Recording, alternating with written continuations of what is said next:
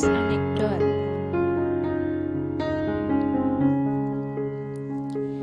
Tujuan pembelajaran. Peserta didik dapat menganalisis struktur dan kebahasan teks anekdot melalui penggunaan model discovery learning dengan disiplin dan jujur.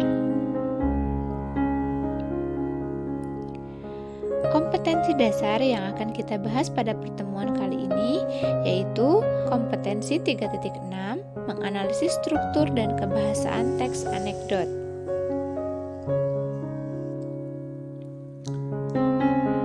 Nah, 1. Struktur teks anekdot. Kita bahas mengenai struktur teks anekdot. Struktur teks anekdot itu terdiri dari 5. Yang pertama yaitu abstraksi, pendahuluan yang menyatakan latar belakang atau gambaran umum tentang isi suatu teks. Yang kedua, orientasi, bagian cerita yang mengarah pada terjadinya suatu krisis, konflik, atau peristiwa utama. Bagian inilah yang menjadi penyebab timbulnya krisis. Yang ketiga, yaitu krisis, bagian dari inti peristiwa suatu anekdot. Pada bagian krisis itulah terdapat kekonyolan yang menggelitik dan mengundang tawa. Yang keempat, reaksi, tanggapan atau respon atas krisis yang dinyatakan sebelumnya. Reaksi yang dimaksud dapat berupa sikap mencela atau menertawakan. Dan yang terakhir adalah koda, penutup atau simpulan, dapat berupa persetujuan atau komentar.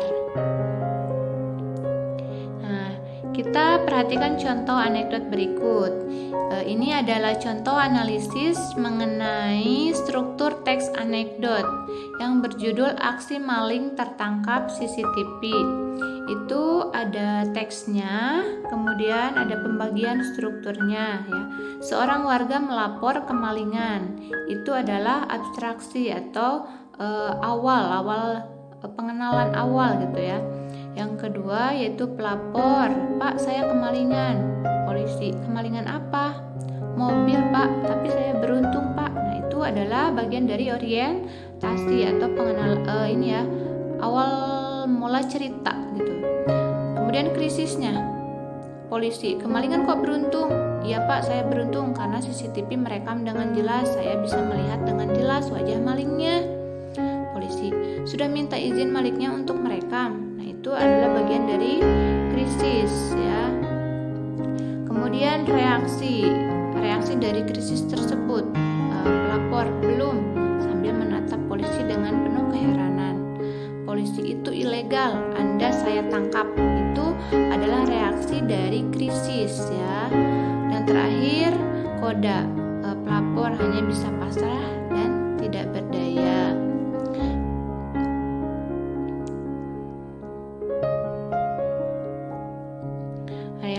Mengenai ciri-ciri kebahasaan teks anekdot. Tadi struktur ya, sekarang kita membahas mengenai ciri kebahasaan teks anekdot.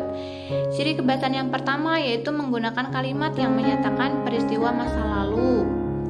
Misalnya pada suatu hari, pada saat itu,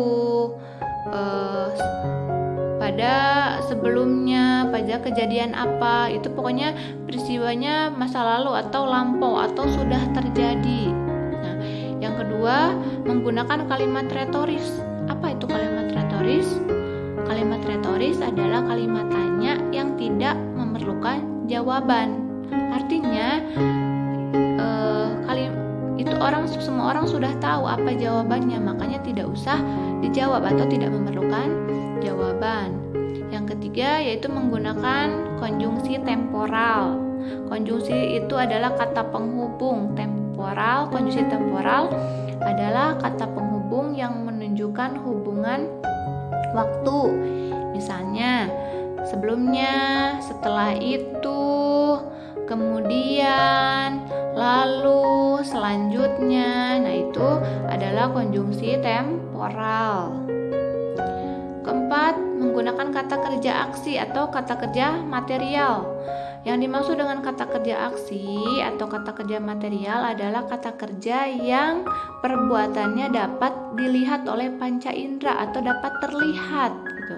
Misalnya berjalan, memukul, menendang, berlari, Misalkan bersorak, itu kan terlihat ya, terlihat. Beda lagi dengan misalnya membayangkan, itu bagaimana membayangkan. Terus mengagumi itu juga sama kata kerja, tapi itu tidak terlihat. Nah, itu bukan kata kerja material. Yang kelima, menggunakan kalimat perintah. Ya, misalnya silahkan, kembalikan buku itu. Itu kalimat perintah. Dan yang keenam, menggunakan kalimat seru. Nah, ini untuk contoh, coba kalian baca. Ya, kita sama-sama baca mengenai kisah pengadilan tindak pidana korupsi. Pada puncak pengadilan korupsi politik, jaksa penuntut umum menyerang saksi. "Apakah benar?" teriak dia. "Anda menerima $5.000 untuk berkompromi dalam kasus ini?"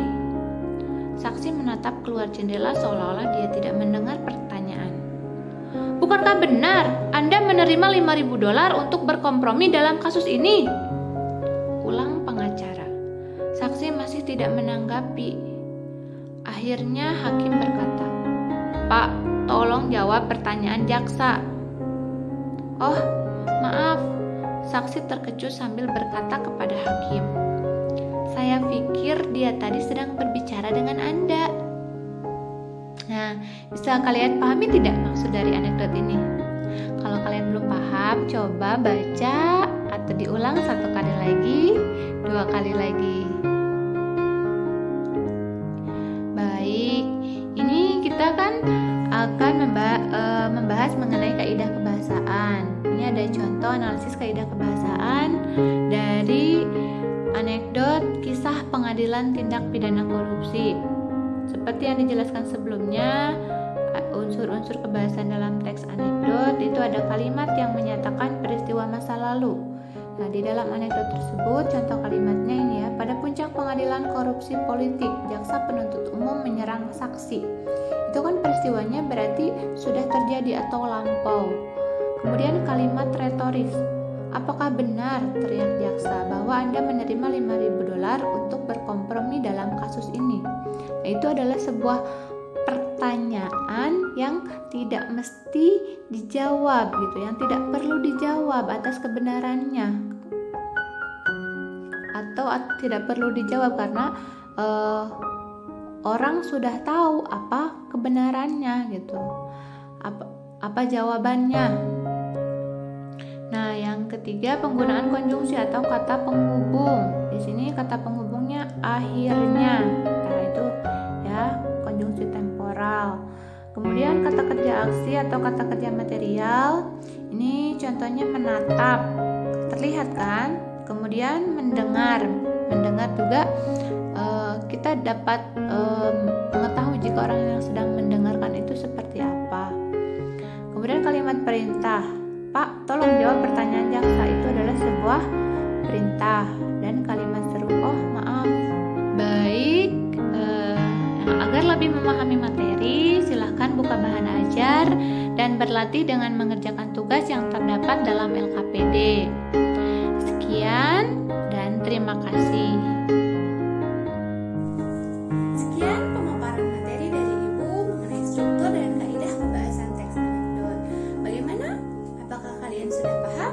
Kalian dapat baca lagi bahan ajar dan berbagai sumber mengenai struktur dan kaidah pembahasan teks anekdot agar pengetahuan kalian menjadi lebih luas. Ya, terima kasih kepada kalian yang sudah mau mengikuti pembelajaran hari kali ini dan tetap semangat untuk belajar dari rumah.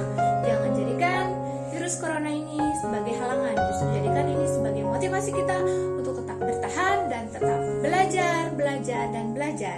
Sampai berjumpa pada pertemuan selanjutnya.